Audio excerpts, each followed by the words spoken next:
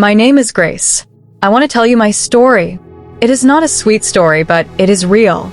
It's about love, pain, lies, regret, and a little girl who changed my life forever. I met Daniel when I was 19. I had just gotten into college. He was 26 and serving as a youth corps member. We met in church. He was the lead singer during worship. That day, when our eyes met, it felt like time stopped. After the service, he walked straight to me. "Hi, I'm Daniel. What's your name?" "Grace," I replied, smiling shyly. That was the beginning. Within 2 weeks, we were texting every day. A month later, he told me he loved me. I loved him too. We dated for 3 years. He was everything to me. He supported me when I was broke. He stayed up helping with my schoolwork. We prayed together. We planned our future like 2 children, laughing, dreaming. One day, my older brother asked, "Have you and Daniel done your genotype tests?" I said yes, but I lied. I was scared. Scared that if we found out we weren't compatible, it would end everything. And I didn't want to lose him. Later, I brought it up with Daniel. "Let's go do genotype testing," I said. He smiled. "No need. I'm AS. I already know. You?" I paused. "I think I'm AA." He raised a brow. "Think, babe, you should know." I laughed to cover it. I checked a long time ago. Pretty sure I'm AA. But I wasn't. I was his too. And I never told him. We got married 2 years later. A small, beautiful wedding. Daniel cried when I walked down the aisle. He called me his blessing. 6 months into our marriage, I got pregnant. We were so happy. We bought baby clothes early, painted the nursery, picked names. When our daughter was born, we named her Hope, because she was the child we prayed for. But at 5 months, she started getting sick. First it was fever, then pain in her limbs, swollen fingers, fatigue, sleepless nights. One night, she cried for 6 hours straight. Her body shook all over. We rushed her to the hospital. The doctor examined her and asked gently, "Did you two do a genotype test before marriage?" Daniel nodded. "Yes." I kept quiet. Then the results came in. "Your daughter has sickle cell disease. She is SS." My world stopped. I felt Daniel's eyes burning through me. I couldn't speak. He walked out of the hospital. That night, he didn't come home. The next morning, he returned and asked one question. "I thought you said you were AA." I broke down. "I didn't want to lose you." He turned and walked out again. From that moment, nothing was the same. Our marriage became cold. Hope became our entire world. She was always in pain, always sick, always weak, always crying. We spent most nights in hospitals.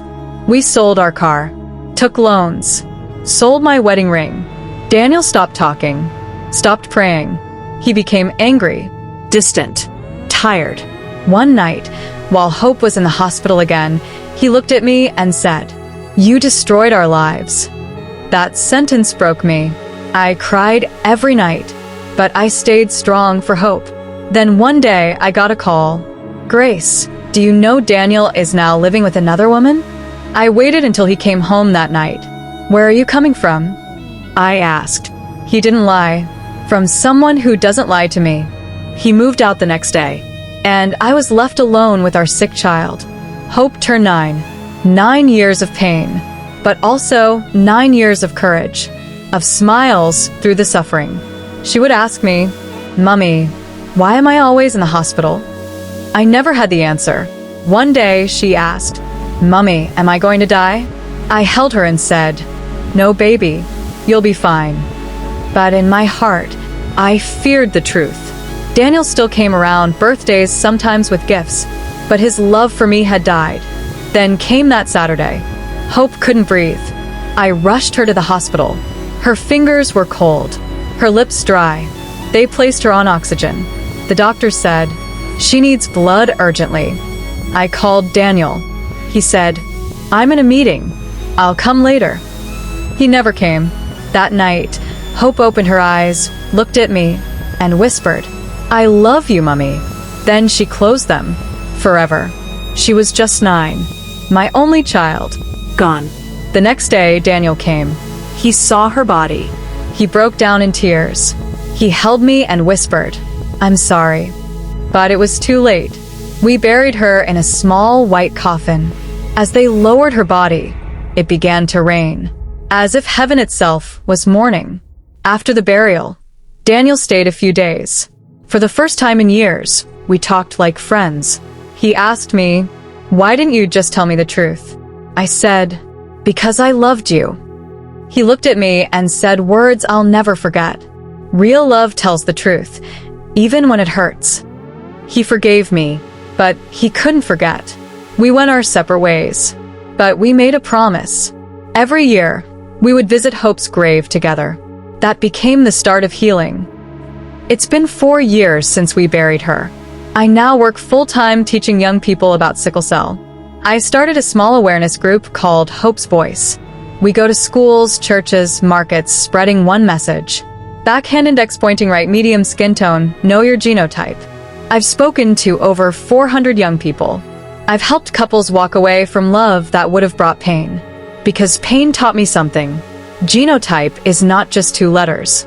It is a life decision. Sickle cell is real. And love without wisdom can destroy everything. As for Daniel, we're not enemies. We're just 2 people healing from a mistake that cost us everything. Sometimes we talk.